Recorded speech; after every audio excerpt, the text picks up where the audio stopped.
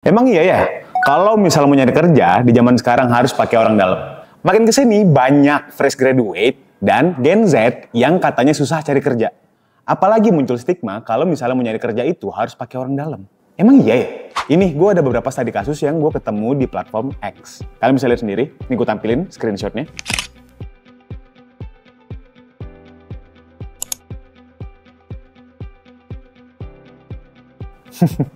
Nah, kalian bisa lihat sendiri itu adalah case di mana orang-orang zaman sekarang masuk kerja itu pakai ordal. Nah, sekarang kita bahas nih, apa sih enaknya kalau kita kerja pakai ordal?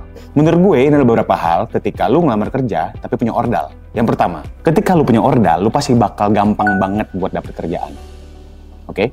Yang kedua, ketika lu punya kenalan di sebuah perusahaan, lu bakal lebih gampang untuk melakukan personal branding. Untuk apa? Untuk ngedapetin kepercayaan atasan lu. Yang ketiga, ketika lu punya kenalan di satu perusahaan, lu bakal lebih ngerasa familiar nih, karena lu kerja bareng sama orang yang lu kenal. Yang keempat, ini yang paling untung nih kayaknya nih, ketika lu punya ordal, yaitu lu bakal dapet informasi yang lebih cepat dan trusted, karena ya lu tahu sendiri lu punya ordal. Nah, dan yang terakhir, ketika lu punya orang dalam atau punya kenalan di satu perusahaan, lu bakal lebih gampang untuk adaptasi. Karena memang apa, dasarnya lu udah kenal satu orang nih sebelum lu masuk. Makanya ketika lu masuk, lu nggak perlu kenalan satu-satu lagi. Tadi kan gue njabarin gimana enaknya ketika lu kerja dan punya orang dalam. Sekarang gue bakal jelasin nggak enaknya ketika lu punya orang dalam di satu perusahaan. Pertama, lu pasti ngerasa tertekan. Kenapa? Karena lu harus terlihat bagus di depan kenalan lu ini, di depan orang dalam lu ini, ya kan?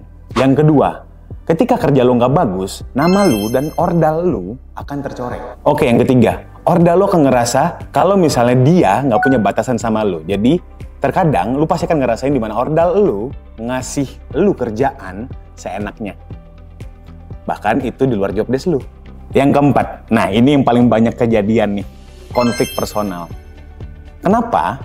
Karena lu kenal tadi dengan ordal lu. Jadi kalau misalnya kita tadi nih sebelumnya nih, case sebelumnya adalah ordal lu ngasih job desk yang seenaknya dan lu merasa tidak terima nih. Pada akhirnya itu kan ngebawa ke ranah personal. Dan itulah kenapa nomor 4 ini sering kejadian. Ketika lu masuk kerja pakai ordal. Dan yang terakhir, ini juga sering kejadian nih. Karyawan lain iri dengan lu karena lu punya orang dalam. Dan wajar dong. Ketika mereka tahu lu punya ordal dan mereka pasti ngerasa lu tuh diistimewain di sana. Padahal mah ya belum tentu juga kan ya.